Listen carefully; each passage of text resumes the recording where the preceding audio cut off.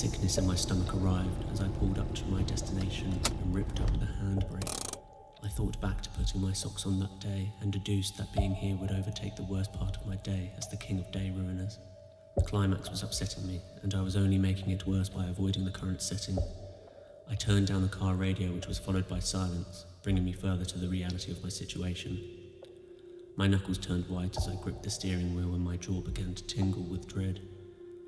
I tried to shout something, but instead I began throttling the steering wheel, causing my body to jerk around the car intensely, so that it would block the suspension and cause it to undulate and squeak. The car continued to move a bit after I had stopped my tantrum, and I was panting slightly.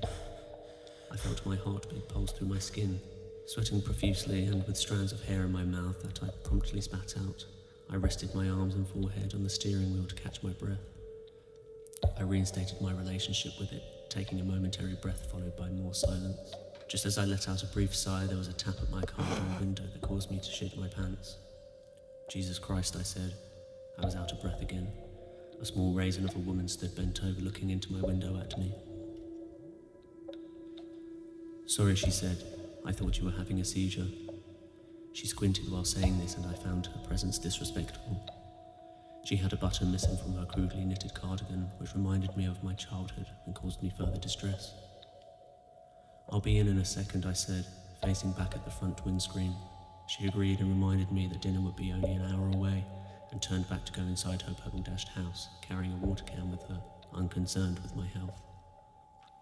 I tried to convince myself that I was fine and gave myself a dip check in the back of my trousers for any unexpected leaks. I coughed. I made a mental note to wash my hands before I ate. As I proceeded towards the Magnolia abode of my entire psychological trauma, it became a task I was all too familiar with, fulfilling an ancient routine by muscle memory. I removed my boots after stepping inside and placed them on the rack above the radiator. The hallway smelled of vinegar. I was reminded to make sure that the door was closed so that the cat wouldn't try and escape. No one escapes from here, I thought. I slid my feet into my old slippers that somehow still fit me. They were cold and felt damp, but it might have been the sweat from my feet mixing with the cold. An informal greeting to my mother with an awkward hug that felt like neither of us wanted to touch each other, and a half-hug handshake from my father, which resulted in a headbutt, and then finally into the sitting room before slumping down onto the deteriorating sofa. We had begun. It would be hours before it ended, and the thought of this loomed over me. The same old shit was in the same old place, just as it had always been through the years. The same bland painting of a lake and a willow tree accompanying an old-fashioned cottage hung above the brass fireplace. The same pendulum clock sat behind the oak and glass coffee table, creating an even more uncomfortable silence. One would think that one had gotten used to the blandness of this home, but one hadn't. Perhaps fire would make this place more interesting, I thought. My attention was drawn to Mother carrying in tea, coffee and bickies on a tray that was much too small for the task. The coffee was for me. It tasted like crushed acorns in hot puddle water, and the milk had separated, probably due to the fact that it was halfway through its journey to becoming yogurt. It left a shitty taste in my mouth, but I drank it anyway, so as not to offend my dear mother. She took her seat in the armchair.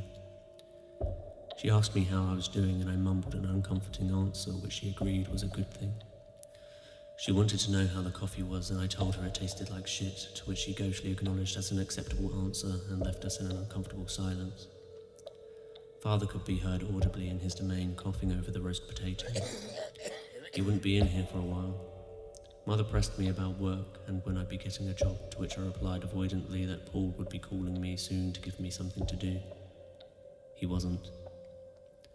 I defiantly sipped my coffee, and Mother did the same, so I forced an unconvincing smile at her, but I did not receive one in return. We sat in silence a while longer, interrupted only by the sound of the pendulum clock and intermittent slurping of hot beverages until the doorbell rang. Mother squawked to everyone for the door, implying that Father would even hear it. I sighed with relief as she quickly shuffled out of the room and finished the last of my shitty coffee and munched a crappy bicky. I could just overhear a commotion over my chewing. It was the next-door neighbour, Debbie, banging on about something tragic. Apparently someone had died, but I wasn't interested enough to hear who. I finished my crappy bicky, drowning out their incessant nattering with my soggy mastication. Mother shuffled back into the room with a wanting and sympathetic look on her face and claimed that she had some awful news. As she held back her crocodile tears, I said nothing and pretended to sip on my coffee in the hope that she hadn't noticed I'd finished it and would force me to down another one. Someone in the neighbourhood had obviously died. It was the next-door neighbour's cat. I remained motionless at the new information I had received and sarcastically sipped my empty coffee again. I was unsure of what this meant. She asked me to do something about the dead cat, and I reminded her that I couldn't bring back anything from the dead since last time, which made her wrinkle her brow in disapproval. She pressured me into assisting the old neighbour.